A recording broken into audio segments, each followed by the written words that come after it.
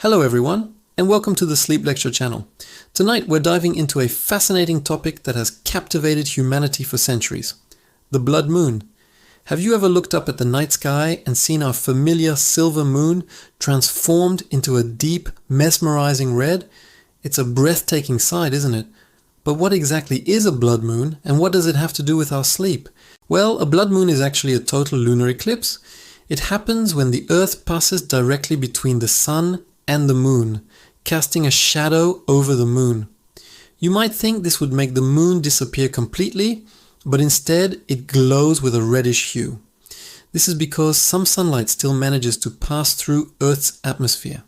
Our atmosphere filters out most of the blue light, allowing the red and orange light to bend and reach the moon's surface, painting it in these incredible colors. It's the same reason why sunrises and sunsets look so fiery and beautiful. Throughout history, blood moons have been surrounded by myths, legends, and superstitions. Many ancient cultures saw them as omens, sometimes of good fortune, other times of impending doom. From the Incas, who believed a celestial jaguar was attacking the moon, to ancient Mesopotamians who saw it as a sign of a divine attack on their king, these events stirred powerful emotions. Even today, the sight of a blood moon can feel a bit eerie, tapping into that primal part of our brains that's sensitive to sudden changes in our environment.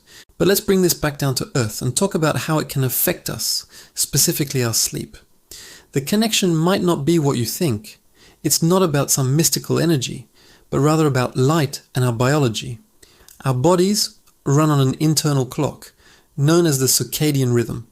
This clock is heavily influenced by light exposure.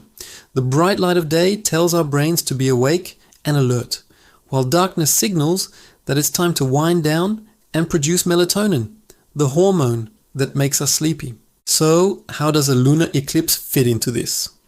A full moon, in general, is significantly brighter than other moon phases. Studies have shown that even this subtle increase in nighttime light can disrupt sleep patterns for some people.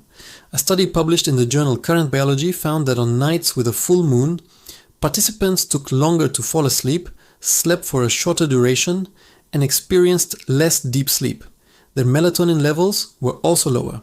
It's thought that this could be an evolutionary holdover from our ancestors, who might have needed to be more vigilant during brightly lit nights to watch out for predators.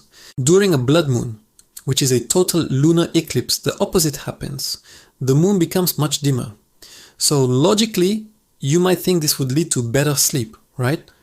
Less light should mean more melatonin and a deeper slumber. And for many people, that might be true. The reduction in ambient light could theoretically help you fall asleep faster and stay asleep longer. It's like having nature's own blackout curtain for the night. However, there's a psychological component to consider. The spectacle of a blood moon itself is a major event. People plan parties, stay up late to watch it through telescopes, and share photos on social media. All this excitement, activity, and screen time can seriously mess with your sleep schedule. The blue light from your phone or computer screen is particularly disruptive, as it tricks your brain into thinking it's still daytime, suppressing melatonin production. So while the eclipse itself might create ideal conditions for sleep, our modern-day reactions to it often do the exact opposite. Another factor is the sense of unease or anxiety that such a dramatic celestial event can trigger, even on a subconscious level. As we discussed, historically, these events were seen as powerful omens. While we now have a scientific explanation, our bodies can still react with a heightened sense of alertness. This subtle stress or excitement can increase cortisol levels, the stress hormone, which is a direct antagonist to sleep. You might find yourself feeling more wired or restless without even realizing why. So, what can you do to ensure you get a good night's rest during the next blood moon, whether you plan to watch it or not? First, if you're going to stay up to see it, try to plan ahead.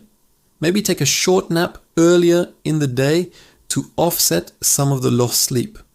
When you do head back inside, give yourself at least an hour of screen-free time before bed. Instead of scrolling through photos, try reading a book under dim, warm light, doing some gentle stretches, or listening to a calming podcast. like this one. Create a sleep sanctuary in your bedroom. Make sure it's cool, dark, and quiet. If you're not watching the eclipse, use blackout curtains to block out any residual light and the general buzz from outside. Stick to your regular bedtime routine as much as possible. A warm bath, a cup of herbal tea like chamomile, and some light meditation can signal to your body that it's time to wind down, regardless of what's happening in the sky.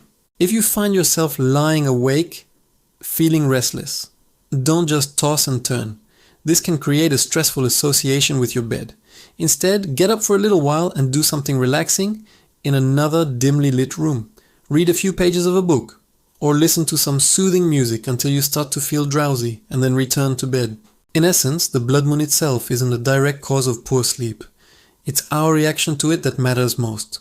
The excitement, the late nights, the screen time, and the subtle psychological impact are the real culprits. By being mindful of these factors and taking proactive steps to protect your sleep hygiene, you can enjoy the celestial show without paying for it with a groggy morning after. It's a beautiful reminder of how interconnected we are with the universe, from the grand cosmic dances of planets and moons to the delicate biological rhythms within our own bodies. Understanding these connections allows us to navigate them with more wisdom and care.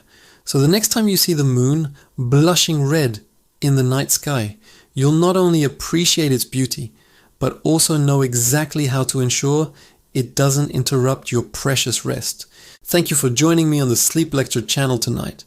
I hope you found this exploration of the blood moon and its effects on our sleep both interesting and helpful. Sweet dreams!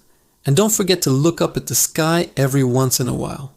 Make sure to subscribe for more deep dives into the world of sleep. Good night.